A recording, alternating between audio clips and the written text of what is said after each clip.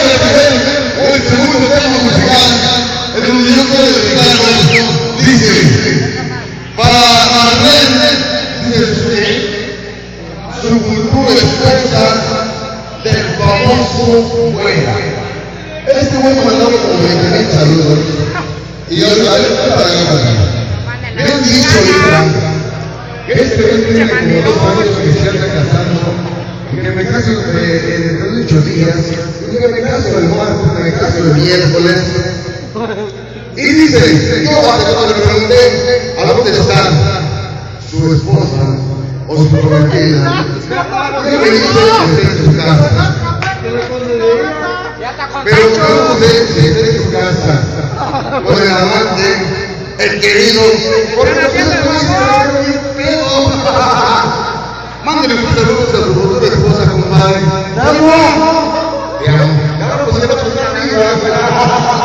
¡Sobre, señores! Vamos a aventar este tema, la música con sabor de este programa, en donde, bueno, pues yo le quiero regalar a la primera persona que me traiga un encendedor color rojo. Está bien facilito, chicos. Hay tantos y tantos en este programa.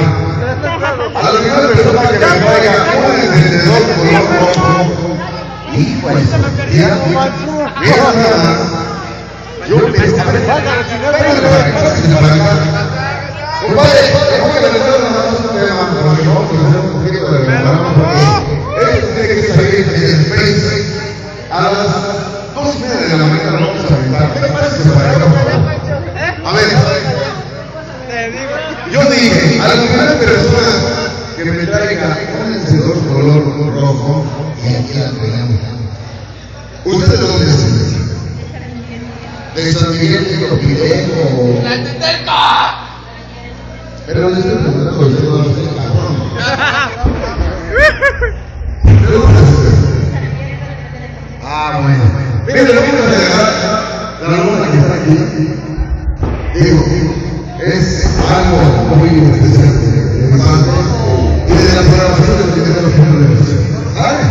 Después de la programación, aquí está el encendedor, estoy en el número. Digo, vámonos, señores, a grabar este tema. Y yo creo que tengo que decir, señores, y le doy gracias a todo el público de este programa que está escuchando.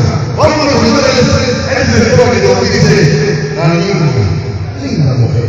Bueno, ahí está.